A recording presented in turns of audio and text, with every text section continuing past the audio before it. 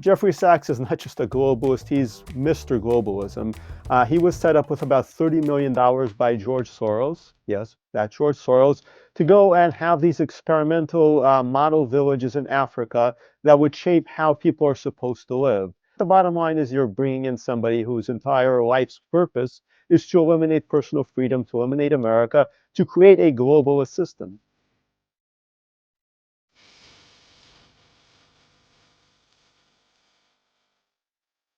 Daniel Greenfield, I am so excited to have you here. And well, you're a fellow with the David Horowitz Center, Freedom Center, and that alone is quite a kudo for you.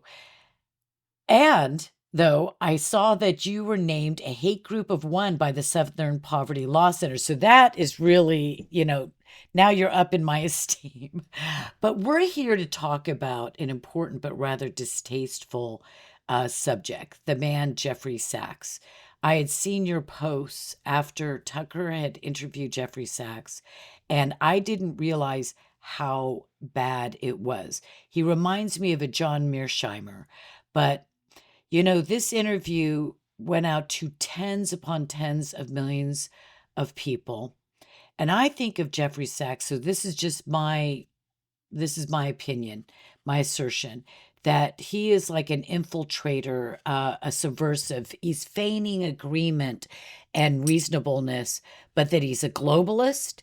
He has an obsession with Israel and Bibi Netanyahu, like the United Nations. And so my position is more of wanting to persuade people like Tucker, because I've always so much appreciated Tucker's work, but this kind of an interview worries me. I think that what is happening here is that Tucker has a principled stance of no more forever wars.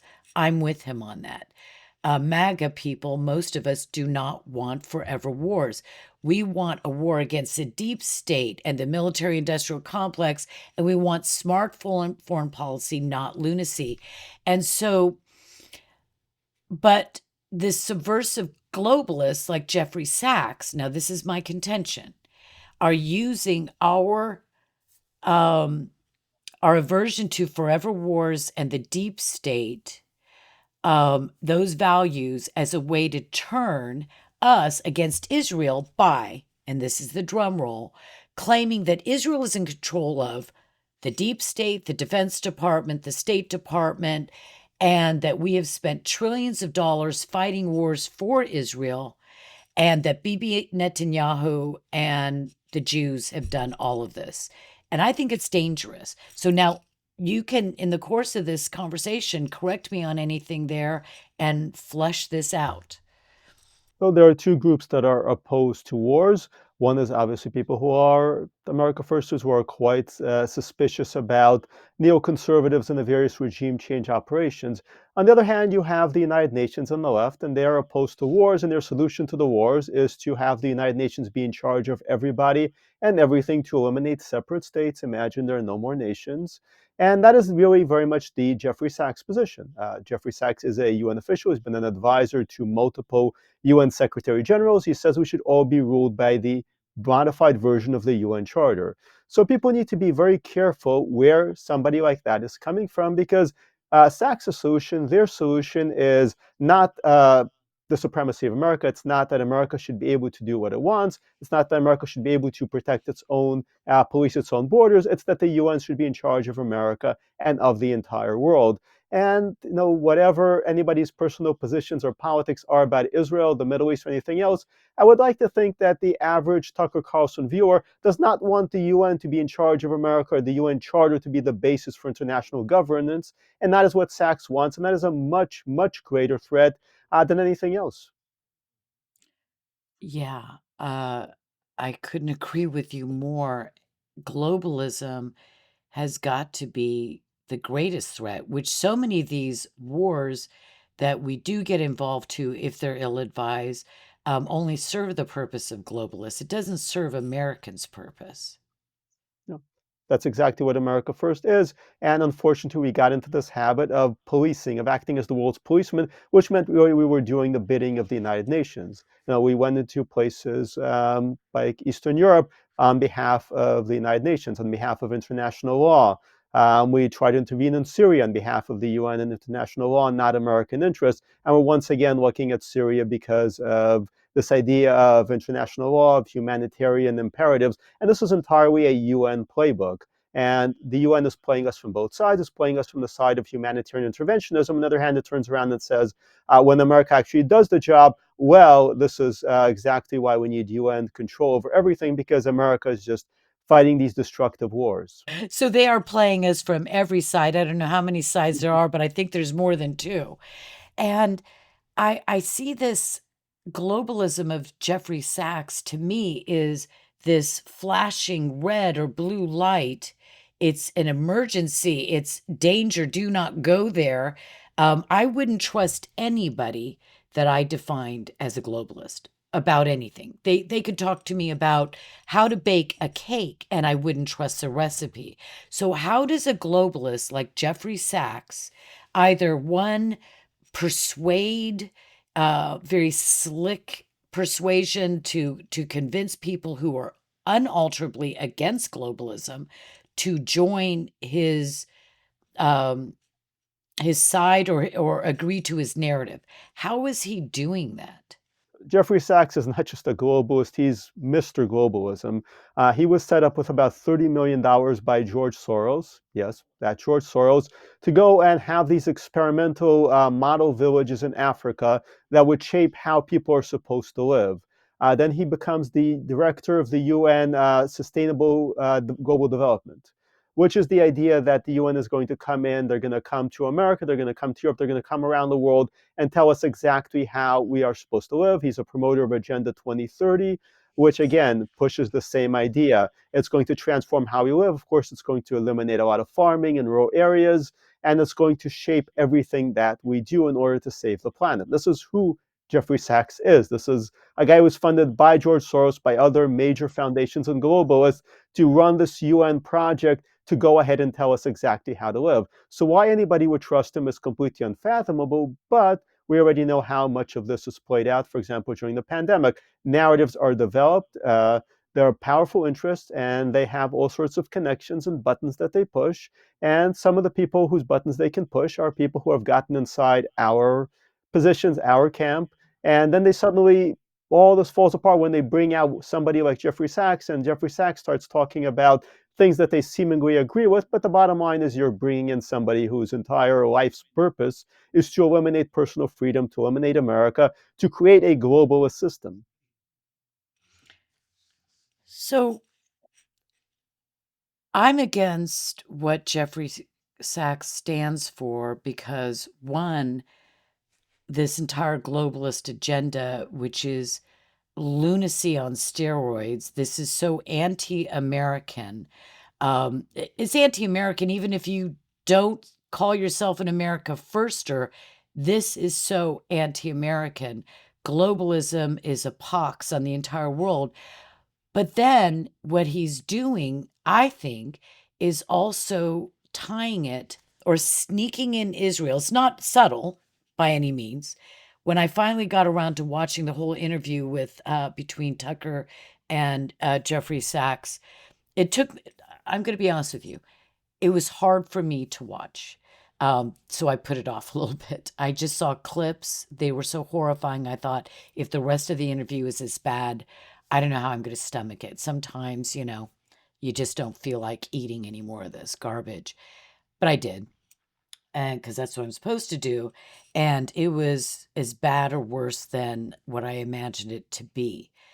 What Jeffrey Sachs starts off with is this connection with, well, saying that Israel, there's this thing called Greater Israel, and his definition of it is truly extraordinary.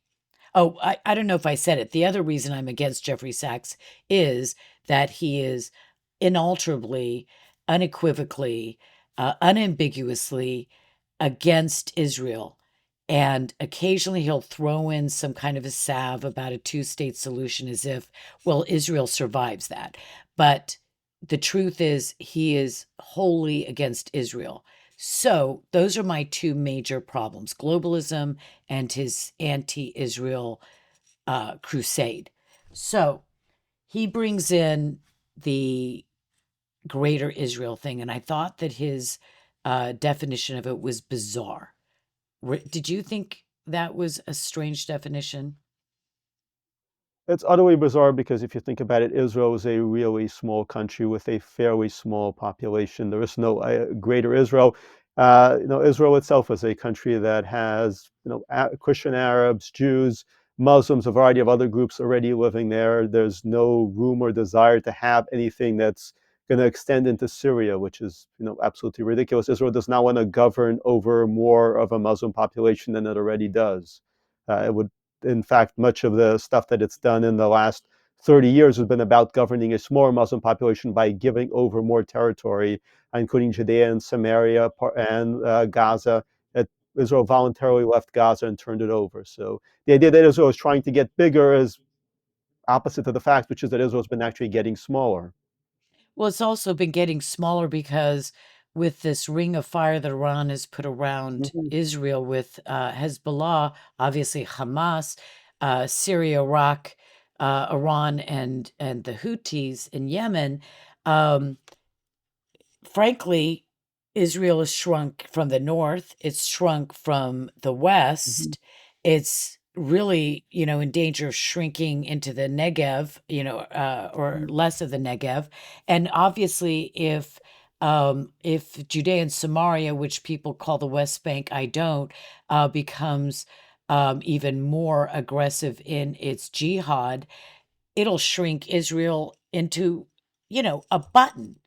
Mhm. So Israel, I think, is trying to maintain its borders more than expand beyond it. But I will say this: I'm of the camp that believes that Judea and Samaria are Israel, and what he was defining as greater Israel is he took it beyond, said the Jews. There's a huge camp of Jews that want to take it all the way to all, Syria, Lebanon. Um, I think part of Iraq, I'm not sure, northern Saudi Arabia, Jordan, and all the way to the Nile River. How credible is that there is a large faction of Israel that wants to become a major empire? We're talking about a country with a few million people. Uh, Israel was at its biggest size in the 70s after it took the Sinai. It turned over the Sinai to Egypt in a peace treaty. It turned over part of itself to Jordan in another peace treaty, and parts of itself to the so-called Palestinians, the PLO, and then Hamas in other peace treaties. Israel is actually, as you've pointed out, has been shrinking, and there isn't remotely a population to justify that. People have no idea how small the number of Jews in the world is, never mind in Israel. We're talking again about millions of people who cannot remotely fill that area or expect to fill that area, and would again have to govern a population of 30, 40, 50 million Arab Muslims to do that. There is zero chance of that whatsoever. It's a bizarre fantasy. I will have to say that while Jeffrey Sachs claims to be opposed to this imaginary greater Israel that he created, he is for a greater China because he's been out there promoting the Chinese Communist Belt and Road Initiative and talking about how wonderful that is and how America should not oppose it. So he is a fan of greater China. Meanwhile, he creates this phantom menace of a greater Israel, and I don't know who's going to fall for it, who is going to decide that a imaginary greater Israel is a threat and that a greater China is something we should lay over and accept. You know, when you start to say that, it really hit me for the first time because I've been hearing this greater Israel thing. This is in the very first few minutes of this interview. And I thought, this is one of the biggest hoaxes you can possibly imagine. Forget whatever, the biblical description of down to the river of Egypt and up, not over, but up to the Euphrates. Forget that. The fact that Israel was it about 9 million Jews in Israel, can barely manage the fact that Judea and Samaria are largely Muslim and Gaza clearly they had a problem managing their border with Gaza, that they would be able to even think and desire to rule over Lebanon, Syria, Jordan, Iraq. They would be bringing, they would literally be, it would be suicide to I, do that. I should mention it's actually not even 9 million. I'd like it to be 9 million. It's about 6 million Jews. Oh, are you And sure? most of that population lives in the Tel Aviv metropolitan area and parts of Jerusalem. Okay. I thought it was over what we have as a population of Jewish people in America. And I thought that was 7. I thought we were at about 8 or 9. But anyway, I will look that I will Google that afterwards. But so so my question is, the greater Israel thing is just this canard. It's this thing to describe Israel as grasping for land, imperial. They've never been imperialistic, and it's to set the stage for the conversation going forward. Yeah.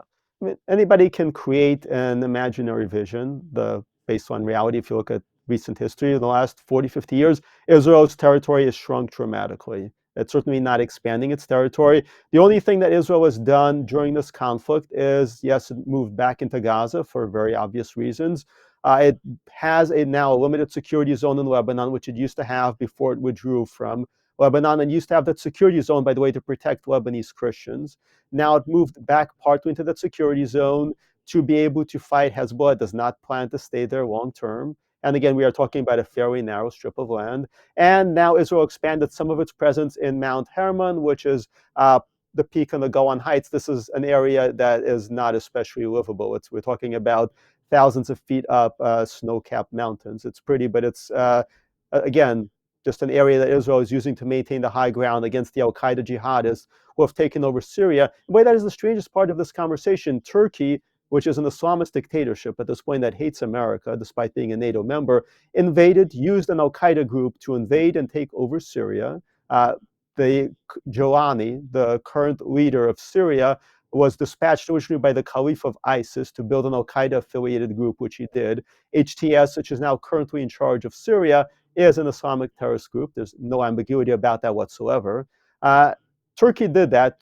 Turkey's government officials have gone back and forth into Damascus and taken credit. They've prayed in public mosques and said that next stop is Jerusalem. Rather than talk about any of that, Jeffrey Sachs and Tucker Carlson blather about some imaginary greater Israel, when right in front of them, a NATO member has used an Islamic terrorist group to take over a country, and not even a single word about that.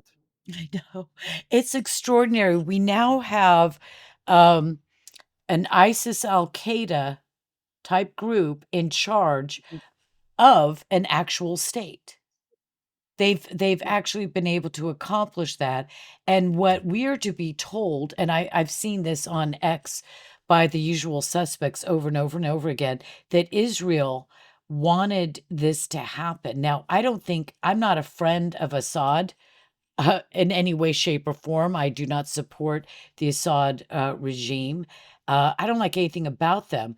But I don't think that Israel sat down one day and said, let's give Al Qaeda, ISIS, a state with airports and military bases and an entire infrastructure that they literally can now have a new state called for ISIS. Is that something that Israel would actually want? I think they're both bad choices, but I don't think ISIS and Al Qaeda was a better choice than Assad. I think they were just both bad circumstances.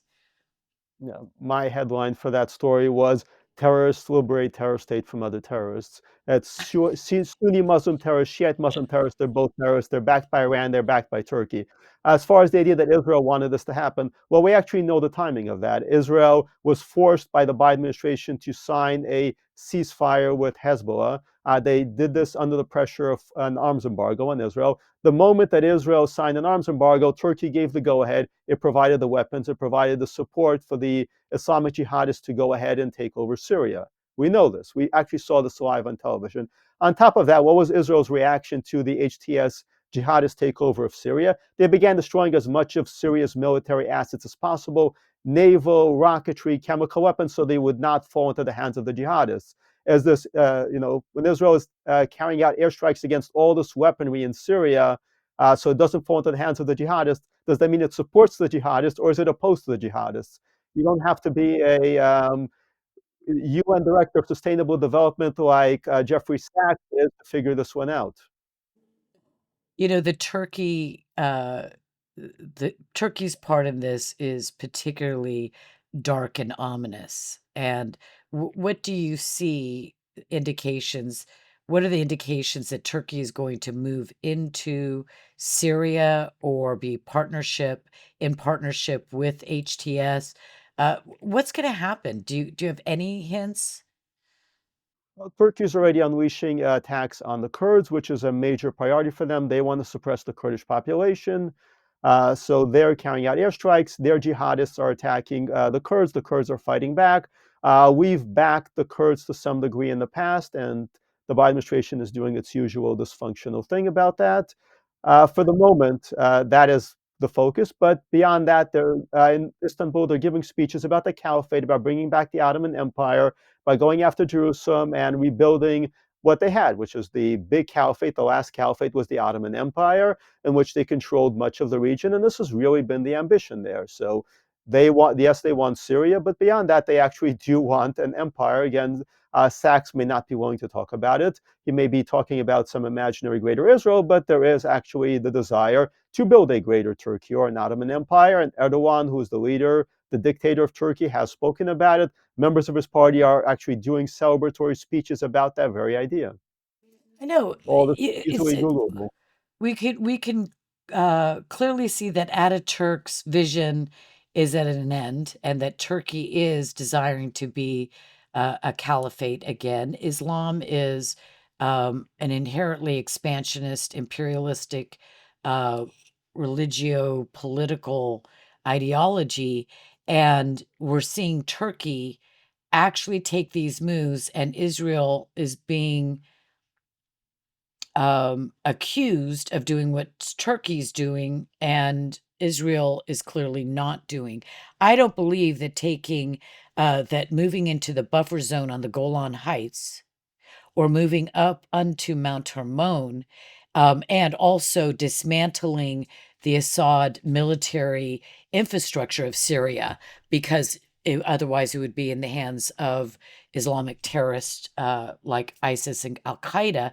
That is not a greater Israel strategy. That is to protect Israel, as any government should.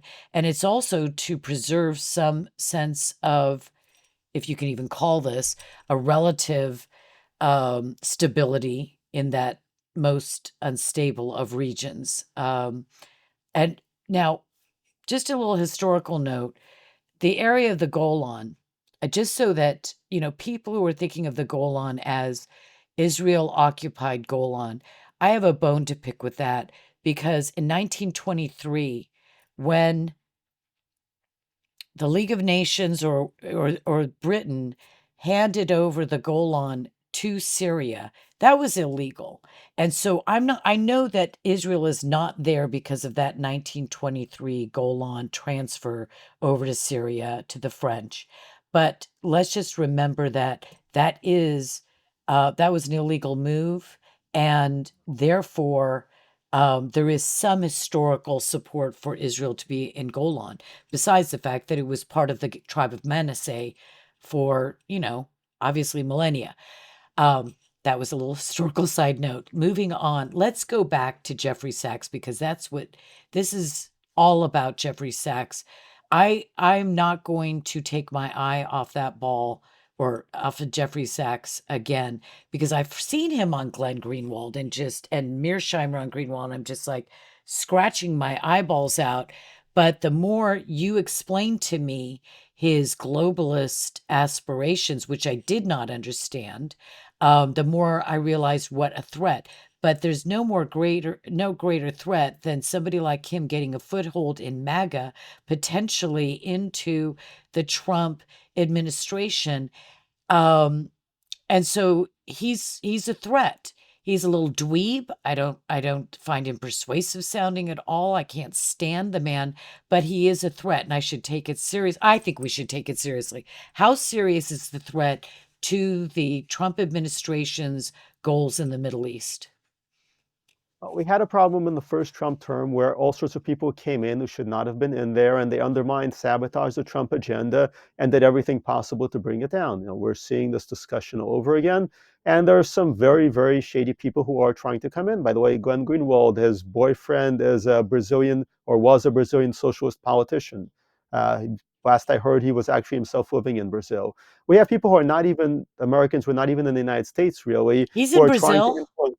Glenn, Yeah, Glenn, sorry, I don't know why last I I find heard. that just bizarre, but go He's ahead. married. He was married to a socialist politician in Brazil, a Oh, male socialist politician, obviously. But yeah, that's the idea that this guy is talking about American foreign policy from the American perspective is already ridiculous. He was, last I heard, living in Brazil for years. So we have a lot of dubious people coming in, and the internet has allowed a lot of freedom, but it also means that anybody can set themselves up, tweet some things, and if they have enough bots retweet them, if they have enough influencers promote them, then many people don't actually pay enough attention to who they really are. And Jeffrey Sachs' idea that somebody who's funded by George Soros, who's a UN official, could even try to make it into the MAGA camp is absolutely absurd. But that's actually why we need to pay attention to who these people are, and we need to pay attention to why they're being promoted.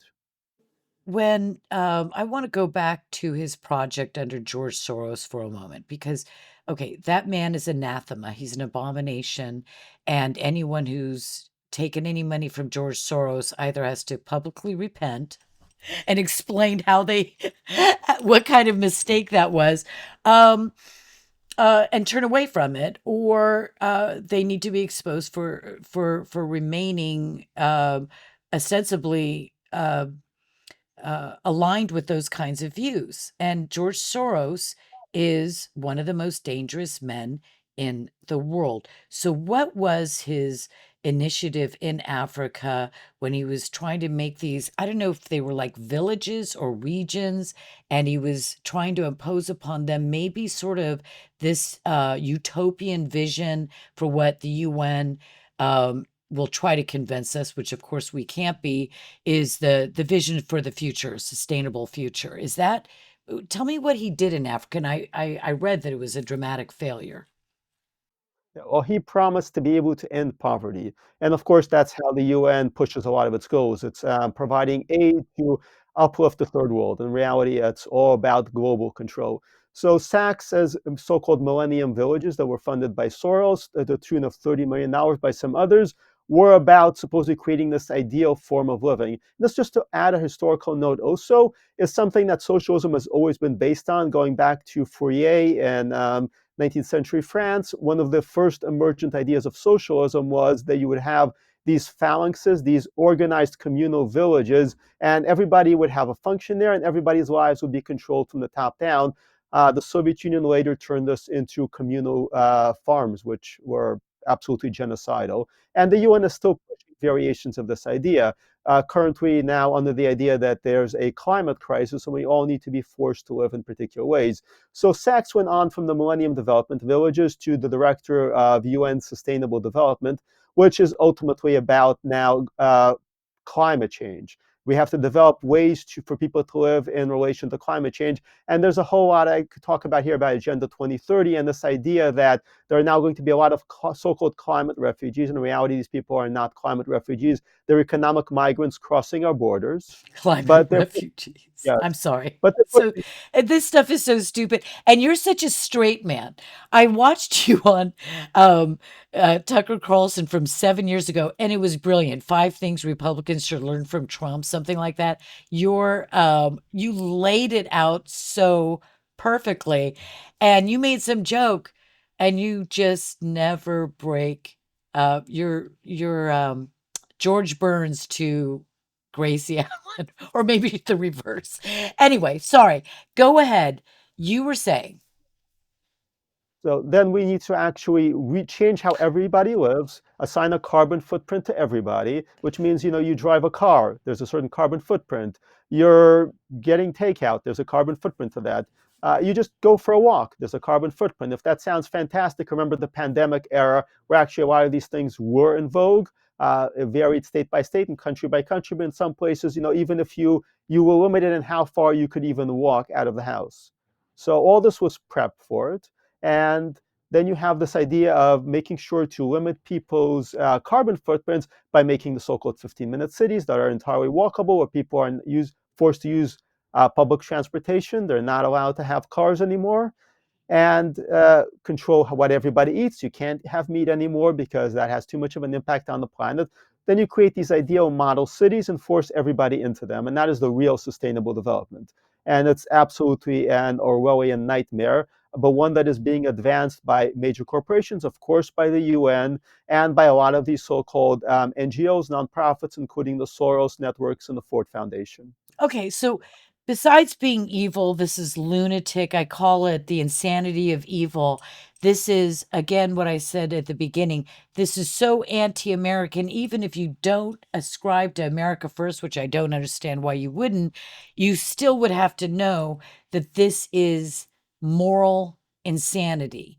And this man, Jeffrey Sachs, not only has affirmed this, but he has been an advisor to three UN secretaries general. He has taken tens of millions of dollars from Soros to fund failed, absurd utopian, dystopian, actually, is what I would call it, ideas experimenting on the the impoverished in Africa. By the way, instead, Israel sends and digs wells, in Africa, bringing water to the populace. But that's the difference between Israel and the UN and their approach to poverty and health. So this man, how is he attempting to distance himself, or does he even need to because people are too ignorant? But how does he distance himself from his not checkered but dark and putrid past in this globalist agenda and come out smelling like a rose to talk to many people online, be guests on many news broadcasts and on Tucker Carlson? How does he wipe away the globalist stain?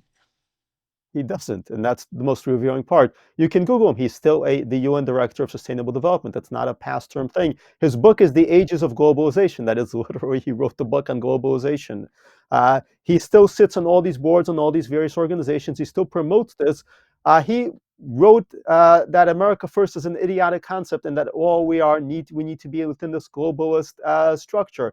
He said that he was cheering the destruction of President Trump in the previous term. He was attacking Trump repeatedly. He called Trump the triumph of white supremacy. Now, all this is out there. You can just look at his own site. His articles are there. Until President Trump actually won the election, he was ceaselessly attacking Trump. The fact that the people come and have him on either shows their ignorance or their complicity. And, it's people need to decide for themselves whether it is ignorance or complicity. Certainly, once it's pointed out that this guy is a UN official, look at the stuff that he wrote, for example, about the January Sixers, where he called them the white supremacist mobs of Trump, and then you have to decide which side you're on. Yeah, Trump was foolish. He is proof of the idiocy of the America First concept. Mm-hmm. Um, I don't know how many strikes you can get before you're out in this game of um, wise advisor and commentator on world and geopolitical um, events and history. But I think he's like got 1,001 strikes, and he should have been gone for good a long time ago. Um, yeah, I've been reading his articles. He's not on X, is he? Because all I could see is the Jeffrey Sachs Center. He's not so much an ex, but he contributed articles to all sorts of left-wing sites and publications. You can hear him giving speeches at the World Government Summit. I mean, the World Government Summit. It's not exactly subtle. No, it's not subtle. That's the worst part about all this. It is, and that's why I think that he is low-hanging fruit. I don't, like I said, find him particularly persuasive, but I do believe that what he does is and I've seen so much of this um, in interviews, especially because of the Israel-Gaza war and Hezbollah and all that, that people will come on and they feign this concern about children and about lives and about, war and whatever. And it's feigned because really what they want is a destruction of Israel, and this facial expression and the tone and the use of particular words is there just to cover what the real agenda is. Now, Jeffrey Sachs has too. Do you agree? Well, do you agree that the destruction of Israel would be something that he would probably approve of, or is he just tell me what your assessment is on his approach to Israel. Well, we have to talk about the things that people like Sachs talk about, but also more importantly, the things that they're trying to divert attention from, the things they are not talking about. Thus, they will talk about Israel, they will not talk about Turkey. Yes, they want the destruction of Israel. What they especially seem to want, though, was the triumph of Islam. They want the triumph of America's enemies. When you see jihadists rising across the region and they're blathering on and on about Israel as if it's really about Israel, it's something we saw with Obama also. You have to look at what they are covering up. What they're covering up is the great threat, the rising jihad. Yeah, it's just weird to me. People like Jeffrey Sachs and Glenn Greenwald, and I mean, I could give a list, a huge list, how they are supportive of Islam. And I know band together with your enemies against the greater enemy that you despise all the more. He's clearly got to be against Western civilization, Yeah. Western ideals and values. And so bringing down America, which represents that ugliness to him, has got to be great. And Europe as a Western um, uh, force. Um, and Israel, of course, is part of that. But to replace it with Islam seems to me to be so absurd that it should be and dangerous that that they should not be working that way. But yet they go hand in hand. Islamists and Marxists, globalists, are all part of the same push. Is it just that their madness of hating the God of Abraham, Isaac, and Jacob, hating America, the founders, the principles of the Declaration of Independence and the Constitution? Is it that they just hate this stuff so much that they'd like a man who will kill his wife and say, if I can't have her, nobody can, and kills himself? I mean, is that really how insane this is? Aren't they seeding their own destruction? It's certainly a part of it. Hate is certainly a major driver. But you have to understand the leftist perspective. The leftist perspective is you have to bring down America, you have to bring down the West, and replace it with this idea of leftist society and world government and the UN. To do that, you have to bring in Islam to do the destroying, which we've seen in Europe. European cities are being destroyed by Islamist migration. The only thing they can do is bring in more of them.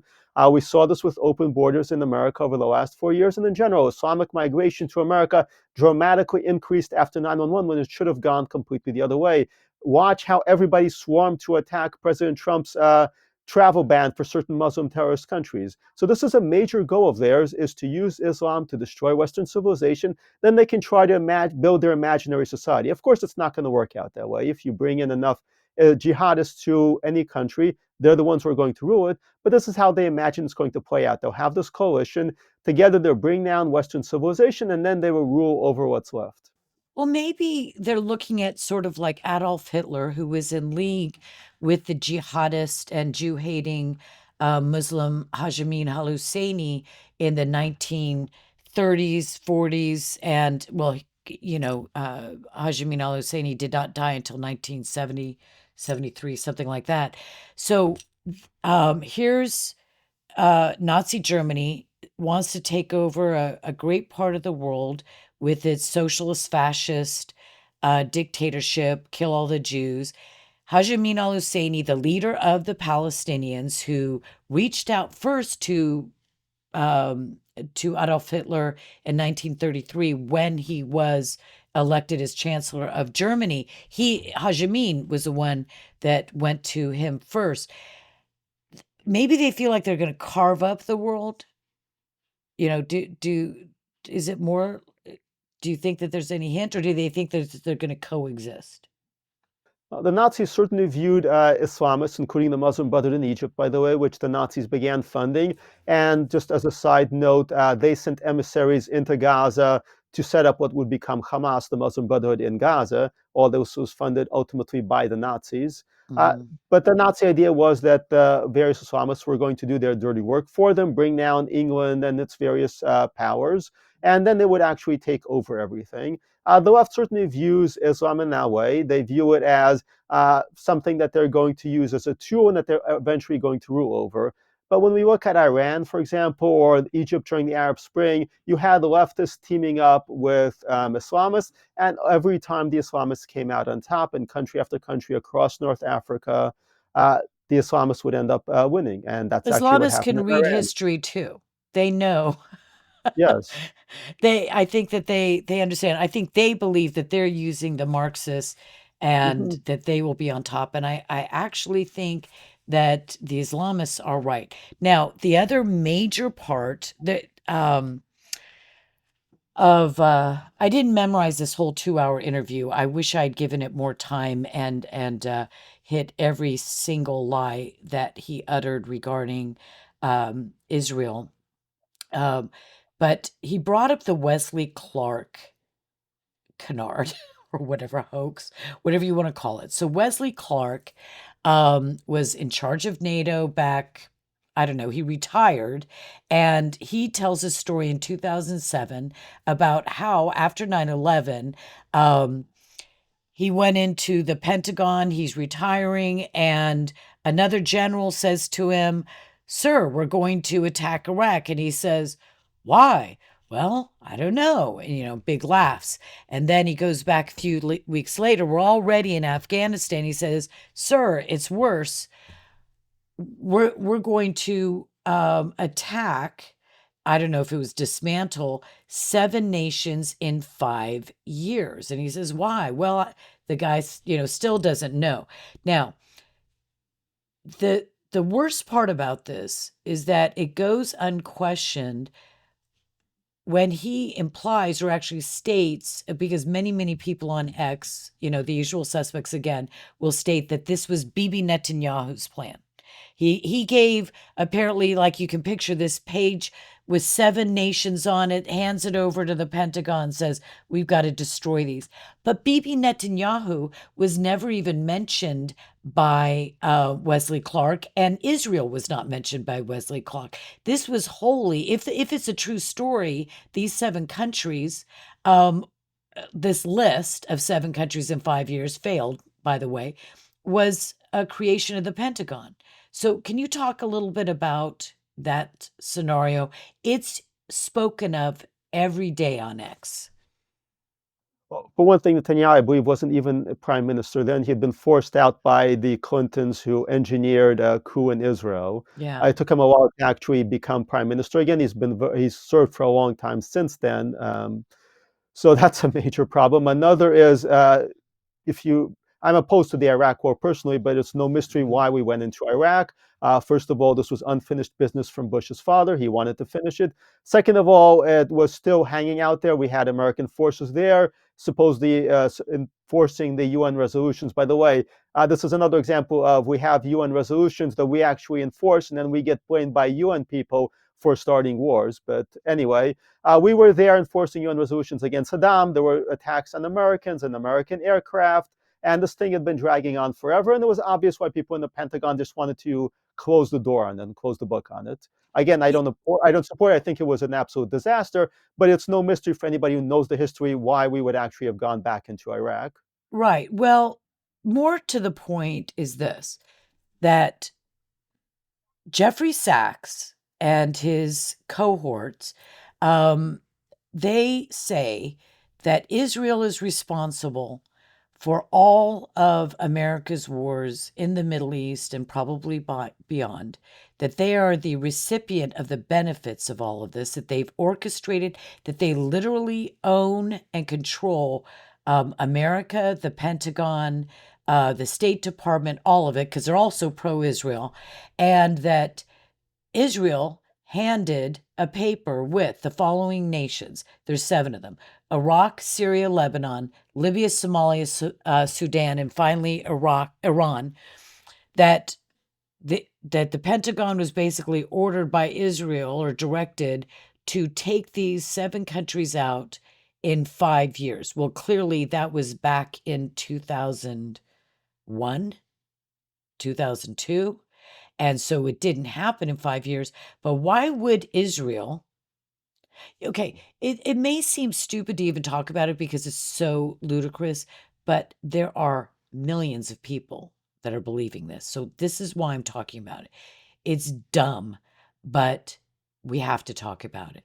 Firstly, why would Israel want to destroy Somalia and Sudan? I think Somalia and Sudan have done a fantastic job of destroying themselves Yeah. without any of Israel's help. As for, even going back to the Iraq thing, what was Israel's benefit from Iraq?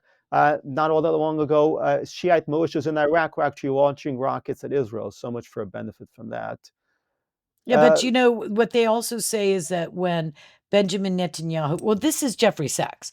He literally mhm, said in this interview with Tucker that Benjamin Netanyahu said that they were, I think he said that there were nukes in or weapons of mass destruction in Iraq. That is a statement that Bibi came and said that there were weapons of mass destruction that we've got to go in.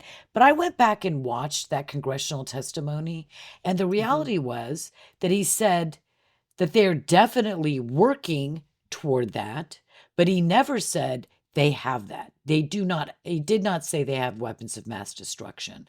And I guess the question is, first, do you think that somebody from Israel handed the Pentagon a list of 7 um, countries for the Pentagon to invade and take down, go to war against? And do you think that Wesley Clark just forgot to mention that Israel was part of it because it's never part of the infamous or famous quote that is always being referred to? If Israel had handed the list, there would just be one country on it, Iran. Secondly, I think if Israel had handed the list would be basically leave us alone and let us actually deal with terrorists. People you mentioned this idea that Israel is controlling the State Department. Right now, the State Department is actually sanctioning Israelis. This is something the Biden administration did for the first time. It's sanctioning ordinary Israelis who simply protest or engage in political activism, or Israeli farmers, in some cases, a Or goat defend farm, themselves or from yeah, jihad. yeah, for getting into clashes. It's actually sanctioning ordinary Israeli citizens. You look at the State Department's reports and its treatment of virtually every Muslim country and the treatment of Israel, and they are miles apart. If Israel controls the State Department or the Pentagon, they have a very strange way of showing it. Turkey is casually bombing the Kurds. Nobody in the Defense Department, the State Department says word one about it.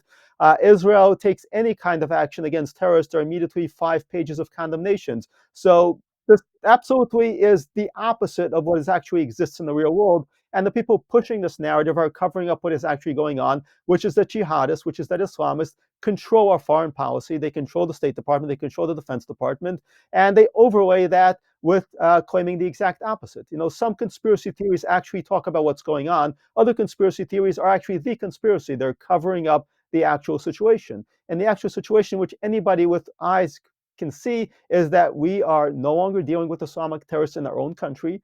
They've been allowed to attack us. They've been allowed to attack the Europe. We just saw the attack in the Christmas market in Germany. And the minute something like that happens, they trot out narratives that are completely false, dishonest lies, which say these people are not Islamic terrorists. We have nothing to worry about. Yet these people spend all day condemning Israel. Just even look at the basic treatment. Rockets are fired in Israel over Hanukkah. There's condemnations of Israel for striking back.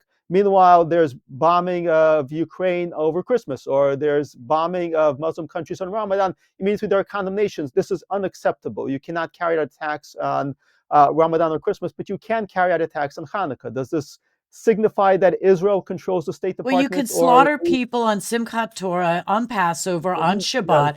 I literally was going to do research on how many terrorist attacks actually land on. I keep Mhm. Shabbat, right? But and Passover and all that, and as a Christian, and I was going to go back, but there were so many, and I thought I could spend weeks just trying to figure out how many times Muslims, terrorist organizations, Palestinians have attacked Israel or Jews on Shabbat or on Yom Kippur, the Feast of Tabernacles, as we call it. Shavuot, Sukkot, whatever. Um, it's crazy.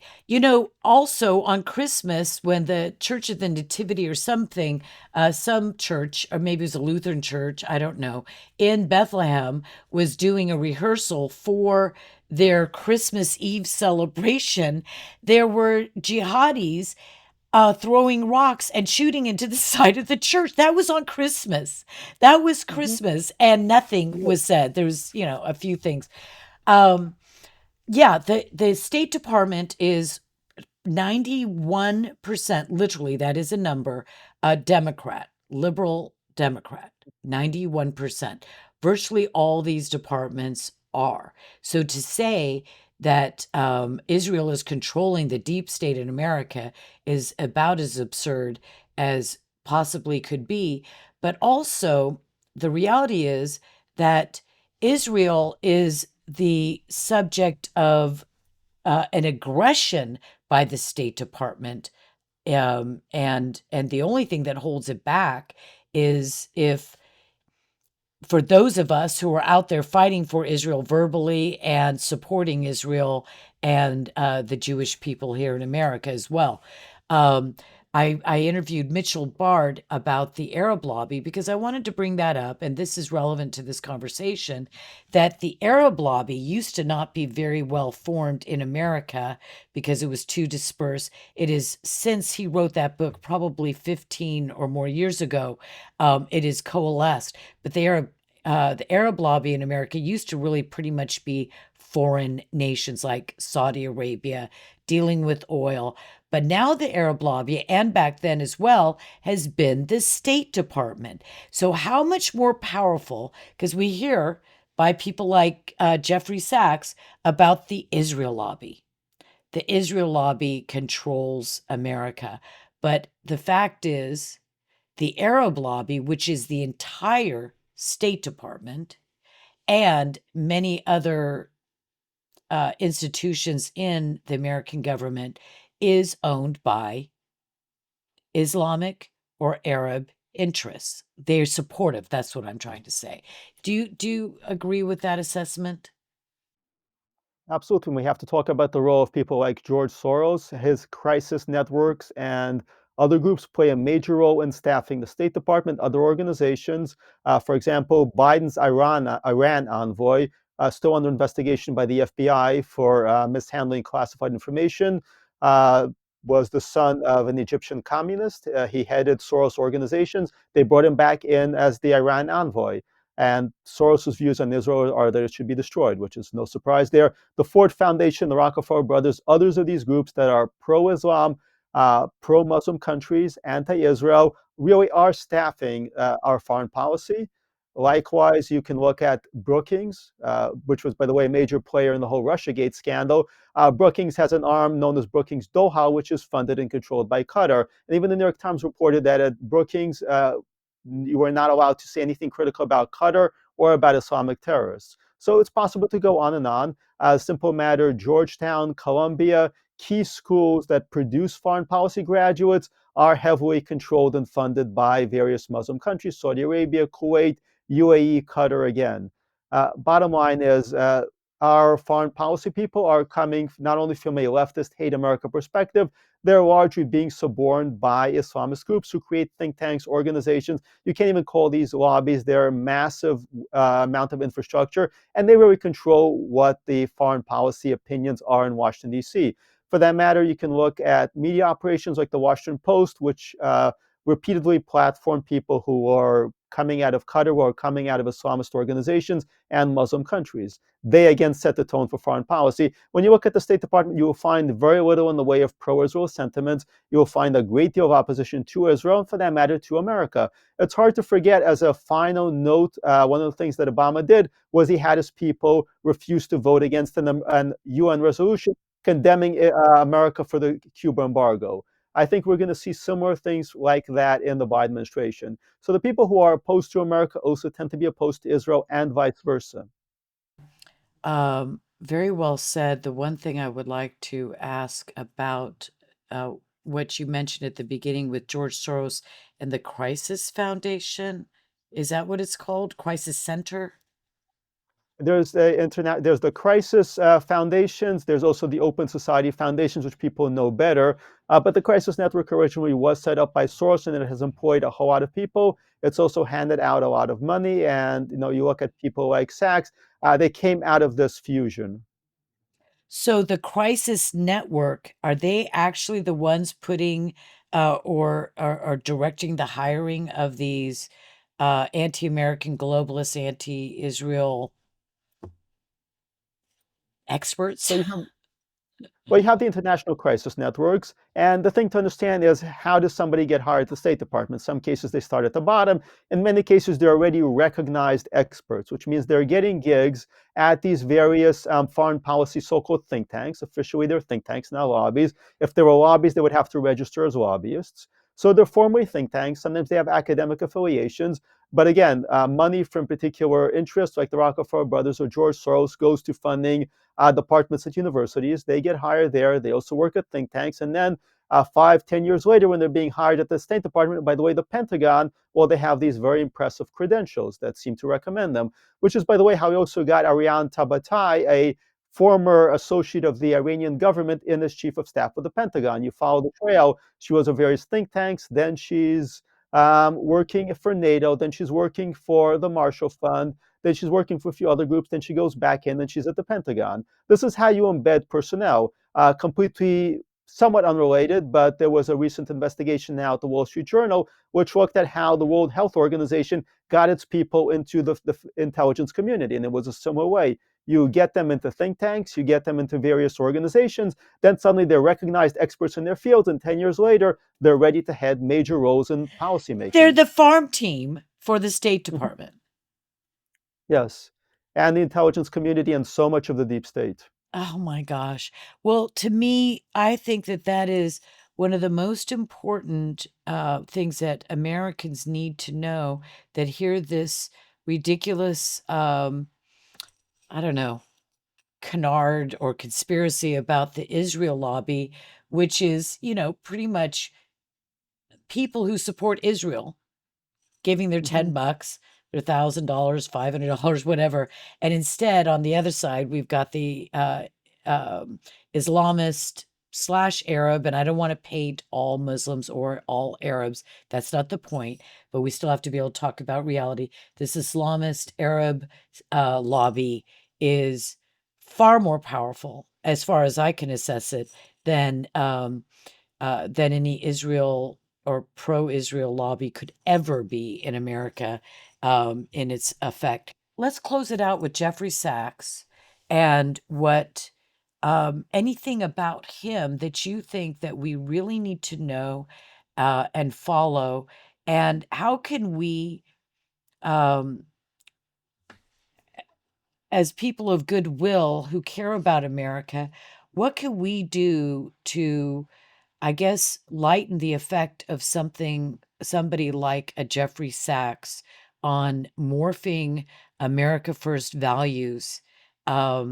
Because the next 4 years, especially the next 2, are so critical. And if the Trump White House administration, which I have a lot of confidence in, gets captured in any way, shape, or form by the thinking of this globalist subversive named Jeffrey Sachs, I don't know what. I'm gonna move to Canada. That was a joke.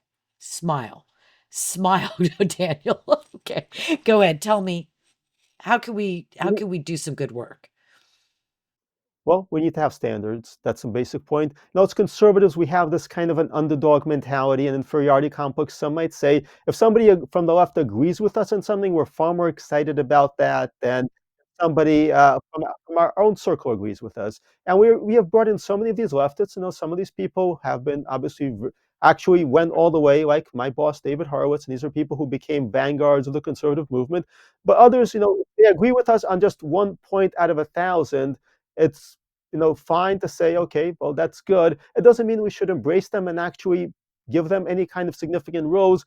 And there should be basic standards. If you took money from George Soros, if you work for the UN, you should not be allowed within 1,000 miles of any kind of policy-making role in conservative circles. You want to participate in a debate, fine, but it should be people who interview somebody like Jeffrey Sachs should absolutely be responsible for making it clear who Jeffrey Sachs is, which is that he is a UN official. Why Tucker Carlson did not tell his audience that is baffling, and it raises major ethical questions. You interviewed me. You stated that I was with the David Horowitz Freedom Center. Why Tucker could interview Sachs and not say this guy is a UN director is, frankly, unforgivable, is how I would put it. And people who interview Sachs in the future should be asked by their viewers, by their listeners, by their followers to go ahead and disclose this, because you want to interview him, fine, but disclose this basic fact. Disclose the fact that he's funded by George Soros. Disclose the fact that he is currently a UN director. That's not too much to ask. And this in general should be done for leftists. It's fine to interview people who agree with us on one issue. We should also clarify where they disagree with us, because there's a little bit too much enthusiasm, too much of a sense of inferiority by jumping and running toward any leftist who agrees with us on something. It's fine if they agree with us on one thing, but let's actually keep the big picture here.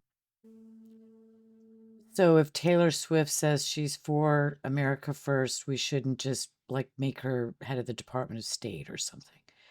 Yeah. We had this with Kim Kardashian. We had this with Kanye West. People got very, very excited. I know. It's a big mistake. Don't jump too fast. Look, your book, Domestic Enemies, I'm just started reading it. Will you come back when you have time, and I do, to do a deep dive on that book? Because it sounds like one of the most fascinating reads. And Victor Davis Hanson and Robert Spencer and all kinds of people that I admire gave it extraordinarily positive reviews. So before we leave, would you just sum up the uh, sort of give me a summary, or a very quick summary of what the book is about? Before the election, so many people were in this kind of state of despair. They felt like America was absolutely gone. There was no way to bring it back. And I wrote Domestic Enemies in part to show that we've been facing this struggle against the left right from the very beginning, from the battles over the Constitution. George Washington faced down the same radical leftist extremists that we're dealing with back then, that we're dealing with right now.